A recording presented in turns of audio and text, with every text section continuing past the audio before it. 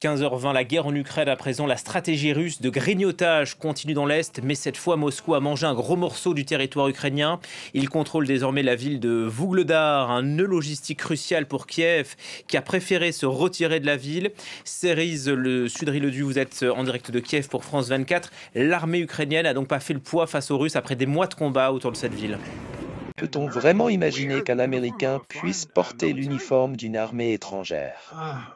Eh bien, la réponse est oui. Mais il est important de comprendre que ces mercenaires ne sont pas des héros, loin de là. Je ne vais pas juger Matt Van Dyke personnellement, mais la réalité est que la plupart des Américains qui partent se battre à l'étranger sont des individus qui, pour une raison ou une autre, ne parviennent pas à s'intégrer dans leur propre société. Ils cherchent l'aventure, mais la majorité d'entre eux n'ont aucune expérience de combat. Ils sont souvent sans foi ni loi. Une fois sur le terrain, ils commettent des crimes, viols, meurtres, atrocités.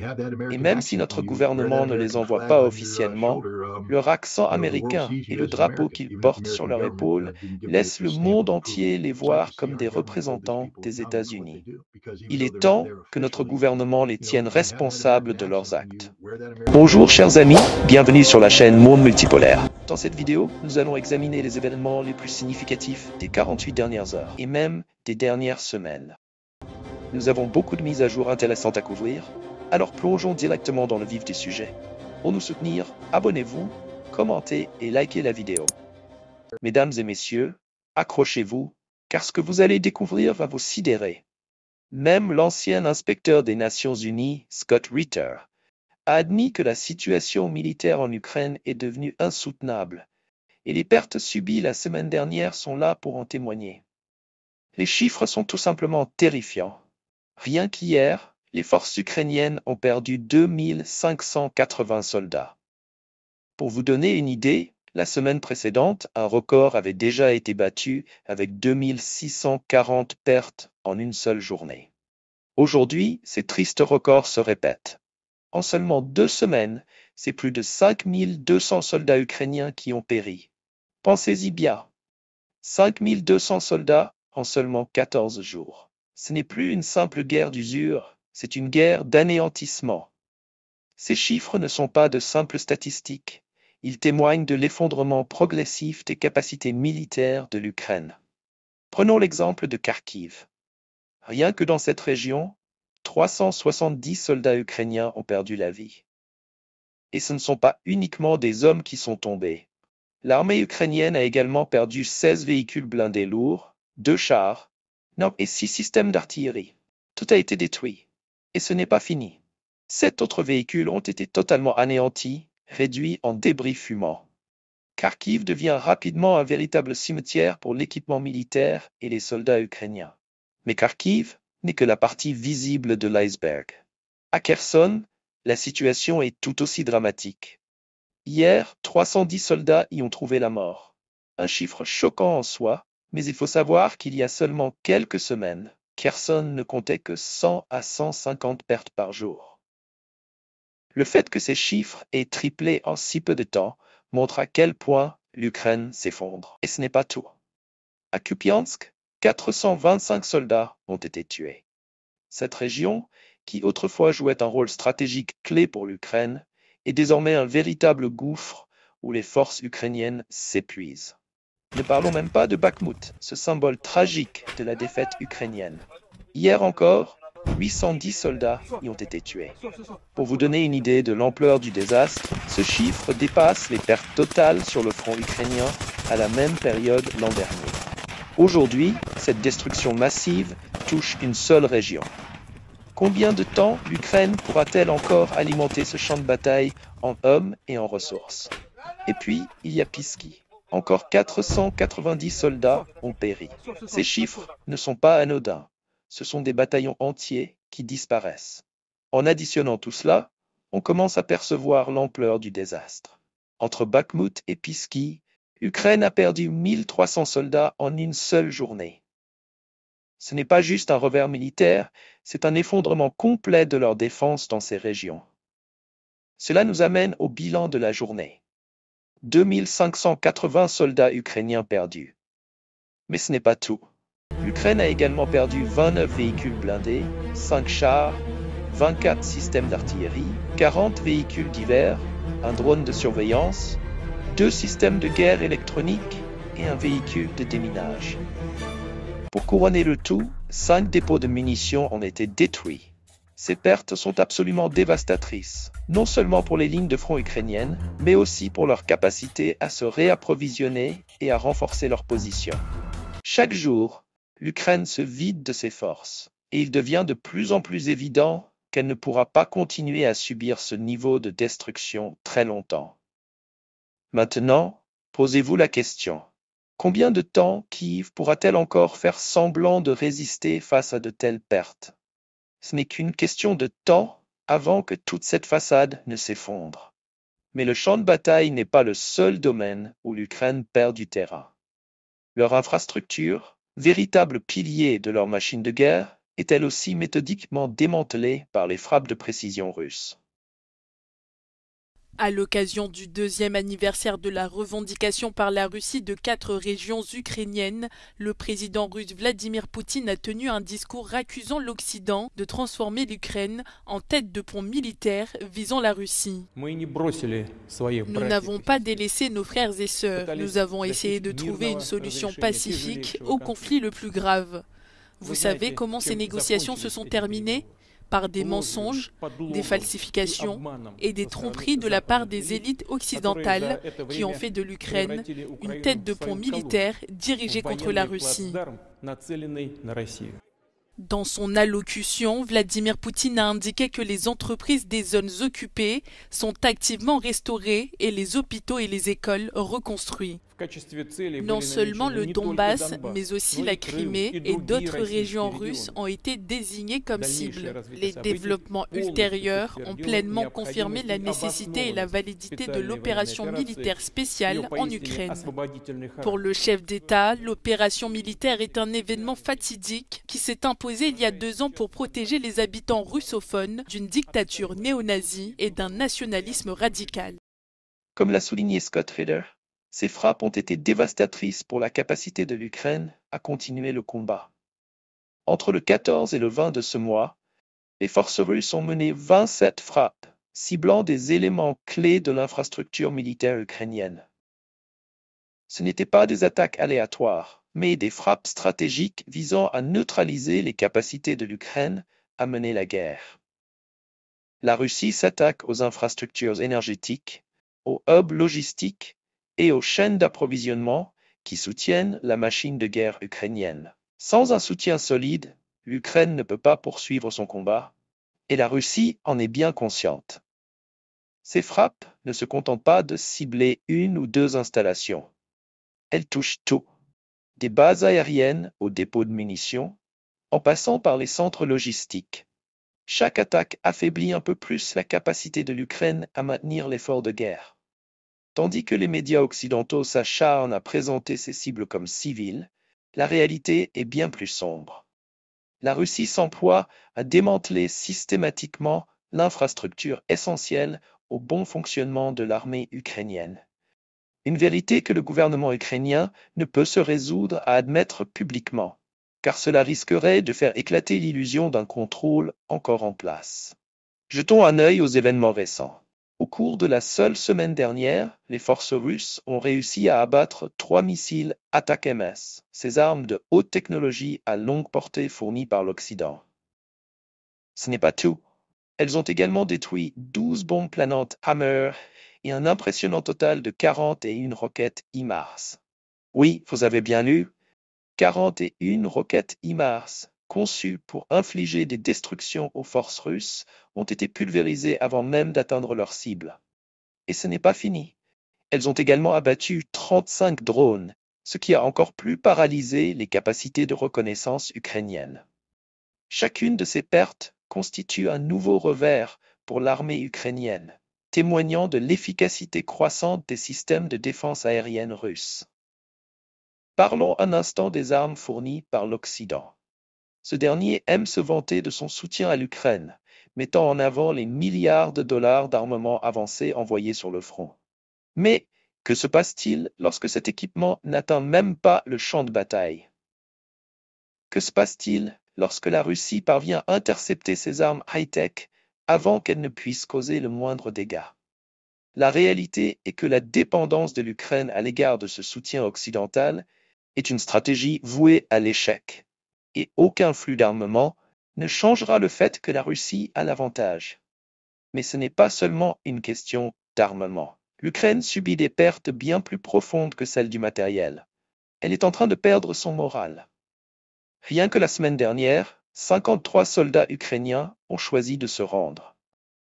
Ce fait en dit long sur la situation sur le terrain. L'Ukraine est à court d'options. Et chaque jour qui passe rend le chemin de la récupération de plus en plus difficile. Ces frappes ne font pas que diminuer sa capacité militaire. Elles préparent le terrain pour un effondrement total. Si la situation sur le terrain est déjà critique, le scénario à Ougar est encore plus désastreux. Concentrons-nous sur cette région où les forces russes ont lancé une offensive éclatante, totalement inattendue pour l'Ukraine. Ougar est le théâtre où la stratégie militaire de la Russie se déploie avec brio. L'offensive en direction de Novala a pris les Ukrainiens complètement au dépourvu, et même l'inspecteur Scott Ritter n'a pas hésité à saluer la finesse des manœuvres tactiques russes. Ce n'était pas une avancée lente et méthodique, mais une attaque rapide, décisive et inattendue. Les forces ukrainiennes, complètement prises au dépourvu, en subissent désormais les conséquences. Ce qui rend cette opération vraiment remarquable, c'est l'utilisation par la Russie d'un vaste mouvement en tenaille, piégeant les forces ukrainiennes et les laissant sans échappatoire. Une fois encore, les officiers ukrainiens, formés par l'Occident, se retrouvent perplexes, croyant pouvoir surpasser les forces russes. Ce qu'ils obtiennent à la place, c'est une leçon magistrale en stratégie militaire. La Russie n'a pas suivi des itinéraires prévisibles. Elle a frappé sous plusieurs angles, encerclant Nova-Ougar dans un mouvement qui laisse les forces ukrainiennes désarmées, incapables de monter une défense efficace. Ce n'est pas simplement une bataille, c'est un piège, et l'Ukraine y est tombée à pieds joints. Décomposons la situation. Le mouvement en tenaille de la Russie isole les forces ukrainiennes de toutes parts. Elles ne font pas face à une simple difficulté militaire. Elles sont totalement coupées du reste de leurs unités. Les forces russes se rapprochent de gauche et de droite, scellant toute issue possible pour l'Ukraine. C'est une stratégie militaire classique russe, encercler, isoler et détruire. Les forces ukrainiennes sont désormais piégées, et il n'est qu'une question de temps avant qu'Ougar ne tombe. Lorsque cela se produira, l'Ukraine perdra encore une position clé, affaiblissant ainsi davantage ses capacités défensives. Et une fois qu'Ougar tombera, et croyez-moi, il tombera, la voie sera grande ouverte pour des gains stratégiques supplémentaires pour la Russie. Ce n'est pas simplement une victoire de bataille, c'est un tournant décisif. Dominique Trinquant, l'Ukraine recule concrètement et de manière souvent spectaculaire sur le front du Donbass, c'est-à-dire dans le sud-est du pays. Est-ce qu'on est en train de voir qu'elle dit adieu à ces régions déjà occupées en bonne partie par la Russie depuis 2014 ? L'Ukraine ne perd pas seulement des villes, mais les fondements même de sa défense. Et avec la chute d'Ougar, la prochaine cible de la Russie est claire. Tournons notre attention là où la situation pour l'Ukraine est également désespérée. Chervonory-Orivka. L'effondrement d'Aladar n'est que le début. Chervonory-Orivka est la suivante, et il ne s'agit que d'une question de temps avant que l'Ukraine ne perde un autre bastion critique. C'est là que le cauchemar ukrainien continue de se déployer. Les forces russes poussent chaque jour plus profondément dans la ville, et les défenses ukrainiennes s'effondrent plus vite qu'elles ne peuvent être reconstruites. Même l'inspecteur Scott Ritter a souligné l'inévitabilité de la chute de Chervonory-Orivka et les conséquences stratégiques qui suivront. Ce n'est pas seulement une question de perte d'une autre ville. Une fois que Chervonory-Orivka tombera, la route vers Kostiantynivka sera grande ouverte. Lorsque cela se produira, toute la ligne défensive de l'Ukraine dans la région de Donetsk s'effondrera. Les dirigeants ukrainiens peuvent crier qu'ils maintiennent la ligne autant qu'ils le souhaitent, mais la réalité sur le terrain raconte une histoire bien différente. Les forces ukrainiennes sont en pleine retraite. Chervonory-Orivka est déjà à moitié perdue et l'autre moitié s'éloigne rapidement. Quand elle sera complètement sous contrôle russe, quelle sera la prochaine étape? Kostiantynivka. Une fois Tchervonorivka tombée, Kostiantynivka ne sera pas loin derrière. Et quand cela arrivera, ce sera la fin pour l'Ukraine dans la région de Donetsk. Voici la dure vérité. Dva et Tchervonorivka ont déjà chuté. Ce sont des positions critiques pour l'Ukraine, et maintenant qu'elles sont perdues, les forces ukrainiennes sont repoussées encore plus loin. Les forces russes avancent sous plusieurs angles, et chaque jour qui passe, l'Ukraine perd du terrain. Quand Tchervonorivka tombera, ce sera un effondrement stratégique dont l'Ukraine ne pourra tout simplement pas se remettre. Et quand Kostiantynivka tombera, ce sera le coup de grâce pour les défenses ukrainiennes dans la région de Donetsk. Au nord, la situation n'est guère meilleure pour Kiev. En fait, elle est tout aussi désastreuse. Andriivka et Kostiantynivka, autrefois des positions clés dans la ligne défensive ukrainienne, sont maintenant sous contrôle russe. Juste hier, ces zones étaient au bord de la rupture, et maintenant, elles sont tombées. Les forces ukrainiennes battent en retraite aussi vite qu'elles le peuvent, mais la réalité est qu'elles manquent de terre pour se retirer. Les forces russes avancent avec précision, et les défenses ukrainiennes du Nord s'effondrent plus rapidement que quiconque ne l'avait prévu. Les médias occidentaux continueront à dépeindre cela comme un retrait stratégique. Mais appelons cela ce que c'est vraiment, une déroute. L'Ukraine perd du territoire, du matériel et des soldats à un rythme qu'elle ne peut se permettre. Avec la chute d'Andriivka et de Kostiantynivka, le front nord de l'Ukraine est sur le point de s'effondrer complètement. La Russie avance et l'Ukraine se retrouve sans bonnes options. Ce n'est qu'une question de temps avant que le reste du front nord ne s'effondre, emportant avec lui les espoirs de l'Ukraine de conserver la région de Donetsk. Ce n'est pas seulement une question de perte de quelques villes. Il s'agit de la désintégration totale de la capacité de l'Ukraine à se défendre dans le nord. La Russie fait des avancées calculées et chaque ville qui tombe les rapproche un peu plus de la victoire totale. L'Ukraine perd sa capacité à maintenir son territoire et, plus important encore, sa capacité à se battre. L'effondrement du front nord ouvrira la porte à des gains russes encore plus importants. Et lorsque cela se produira, toute la région de Donetsk sera en péril. Oui, effectivement, elle vient de confirmer en début d'après-midi son retrait de la ville. Alors je cite, pour préserver ses soldats, ses équipements et pour prendre des positions pour des actions futures. Alors l'armée russe revendique depuis hier la prise de cette ville. Et d'ailleurs, plusieurs images et plusieurs vidéos ont émergé sur les réseaux sociaux. On voyait des soldats russes qui brandissaient des drapeaux russes, des drapeaux soviétiques sur des façades complètement noircies, sur le toit de ces immeubles avec complètement déchiquetés. Cette ville, qui comptait 15 000 habitants avant la guerre, consiste seulement en une vingtaine d'immeubles qui sont posés dans cette plaine du Donbass. Alors, vous l'avez dit, cette ville, elle est très stratégique et c'est le théâtre de combats acharnés depuis 2 ans et demi. Elle a fait notamment face à de nombreux combats et à plusieurs assauts, dont un particulièrement meurtrier en janvier dernier, et ce malgré de lourdes pertes de l'armée russe. L'état-major évoque d'ailleurs des troupes extrêmement nombreuses et mieux équipées que l'armée ukrainienne, et sa chute est une illustration des difficultés croissantes que l'armée ukrainienne rencontre dans l'est du pays. Ses défenses en fait doivent faire face à des troupes extrêmement nombreuses et équipées, comme je vous l'ai dit, et cette ville, elle est à la jonction en fait du front est et du front sud. Le front est avec la ville de Donetsk et le front sud avec la ville de Zaporizhzhia, la ville de Kherson.